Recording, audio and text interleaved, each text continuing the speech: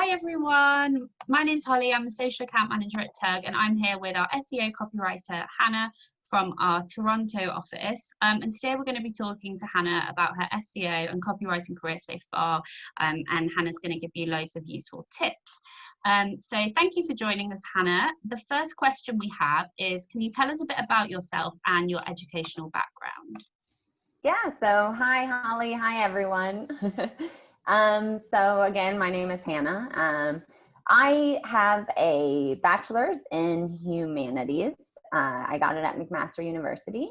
I studied history there, and then I actually went on and did my master's in medieval history. So kind of a different background from where I'm currently working right now.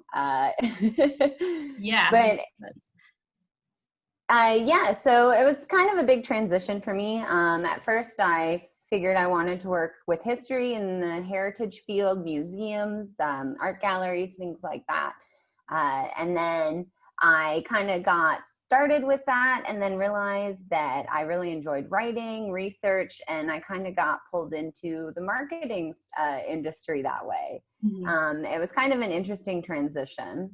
No, I think it's really interesting because I feel like a lot of grads will graduate from uni and not necessarily have the degree that they think is relevant directly to marketing. But I guess there's so much experience you can kind of take from your degree and your background and stuff that you can then apply to a marketing role. So it would be great to hear about kind of some of the experience you got from your degree and like how that kind of helps you in your day-to-day career and stuff. Yeah, for sure. Well, it's funny you should say that because I definitely think that is a preconceived idea that a lot of grad students go in, is that what I'm studying specifically is what I will be working in for the rest of my life. And it kind of doesn't really work out that way. New opportunities arise, new types of jobs arise that you didn't even realize were out there while you were studying. Yeah. So at first I was really into history. I started to do that. And I did a lot of writing and research. That was basically what my whole program was. Mm-hmm. And anytime history kind of gets a bad rep, anytime I was talking to people and said I'm studying history, people would be like, well, what are you going to do with that? You can't do anything with that. We're like, just teach history. Yeah. I'm like, well, There's actually, things you can do. yes, exactly. Like, I think it's all about transferable skills. I think that's where it helped me. And I've been in interviews before that weren't for history related work, and they'd be like, well, you studied history, how does this apply? And I think that's something that all grads can keep in mind, is that as long as you can point out how a set of skills can help you from one job to the next, even if the industries are not related, it can go a long way. Definitely. So because of my writing and research background, I kind of was able to transition from heritage to marketing, because that is basically my role, is doing a bunch of research for content pieces, topics, things like that, and then actually fleshing them out and writing them. Yeah, I think that's super interesting because, you know, a lot of marketing roles, even in all the different areas and specialisms of marketing, all involve research, and most degrees involve research. So instead of looking at a degree and thinking this has nothing to do with, you know, a marketing career, what you need, I guess grads need to do is sit down and pick apart the different things that they did during their degree and think about kind of how that then applies to the different aspects of the job role. I mean, that's what I did. I did a degree in journalism, so it was communications focused, but you know, there were still things that I could pull out and match with a job spec. And I guess that's maybe one of the good ways to do it if you do study something like history or something that doesn't seem directly relevant, like media, for example.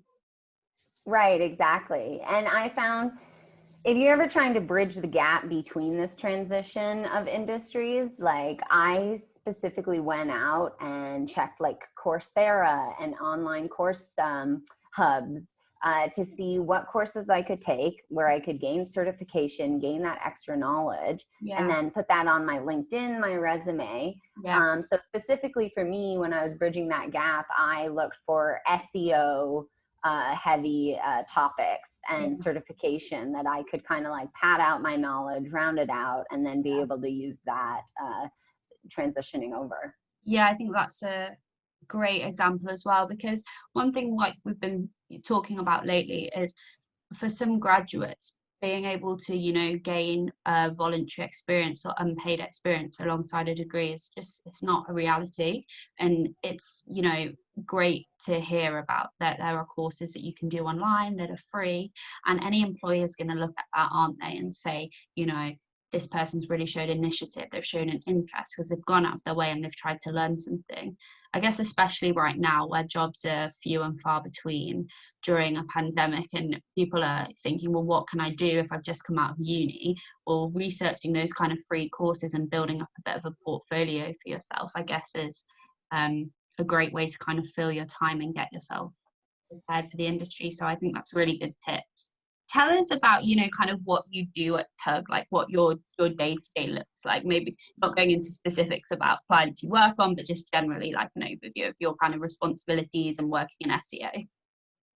Yeah, for sure. So as an SEO copywriter, basically I write content, but all the content that I write has to check specific boxes that will allow our clients' content to show up on Google searches. So like search engines, things like that, for them to show up at the top of the page. So what I first do is typically I'll get a document of topic ideas, themes, articles, things that my client would like to cover. And then I have to take those and do research for each one. And then I can decide what keywords would be best, how people will search for this content, like what is the search intent, things like this. So this is all things I have to keep in mind while I do research. I kind of create like an outline, a brief of all the things I want to hit. I pass that off to the client so they know where we're going with it, make sure that they enjoy it before they sign off on it, before I decide to write the whole thing. Nice. Once they do, I fill it out, I write it all out, send it back to them for them to take a look, see if they like it, if there's any edits that need to be made, and then I can make those edits, and then it's basically ready for publishing. Nice. So I kind of just do a lot of back and forth with that with the client. So it's always good to be communicative. I'm probably, like any job, you have to be open to communication with your coworkers. Yeah. And then once that's signed off, then we can publish that, and then I'll get working on my next article. Nice. And I guess for people who don't know a lot about SEO, why is SEO so important? Like, why do brands, why do publishers, why do they need an SEO content strategy? Right. So I feel like before, many years ago, when the internet was still young, you obviously didn't get that much content on it. And it was easier for bigger brands to maybe do a web page, and that would come up quite easily on Google search or a search engine. Yeah. But now, throughout the years and the millions and millions of websites out there and brands out there, it's harder to rank for searches, especially content-wise. So you really have to think about it and have a strategy in place. Mm-hmm. These brands will come to us for a strategy to help them and to really just get their content, their product out there for people to view. Yeah, absolutely. Yeah, it's really interesting. It's just nice to, you know, give that context for everybody and people who are maybe thinking about working in SEO but don't know specifically, you know, kind of what it involves and stuff. So I wanted to ask you, what is your favorite part of working in SEO? Like, what's the thing that you enjoy doing the most? Every day is different. Yeah. I think that's one of the most exciting things, is that maybe if I don't necessarily like a topic or a theme, I'll be working on it for a few days, and then I have a new topic or a new theme. And so it's always changing. I'm always thinking of things from different perspectives, like how can I grab someone's attention with this topic or that theme. So it's definitely probably one of my favorite things, is that it's always changing and you don't know what's going to come through that door. Yeah.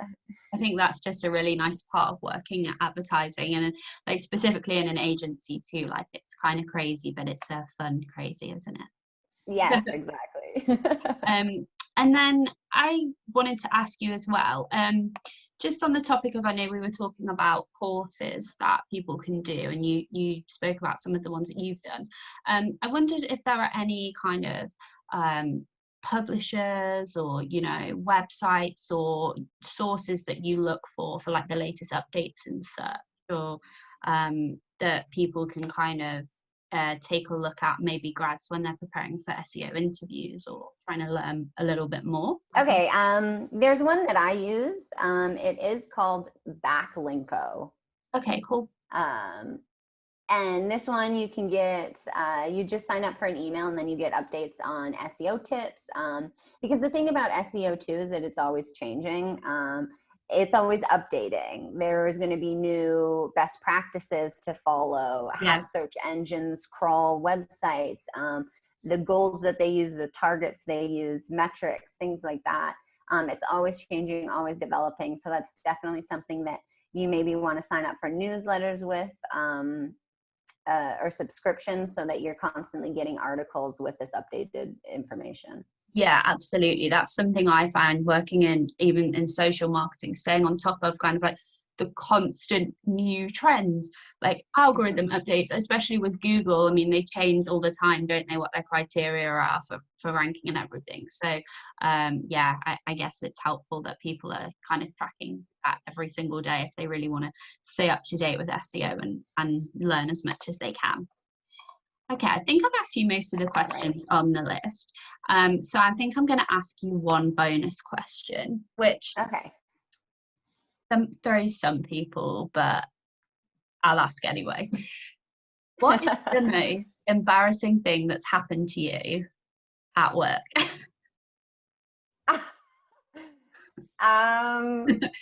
Okay, well, I wouldn't say that this was in an interview for a job a while ago. That fits the brief. It was going really well. I thought the interview was great, and we were really receptive. We were talking. I thought I answered everything really well, and then afterwards they walked us out, and we said, "Oh, thanks, bye." And then as I was walking out, I looked down, and my shirt button had popped open, and I didn't know how long it had been open for. Oh no! It could have been open for the whole interview. For the whole, and maybe that's why they were so nice and receptive to my answers.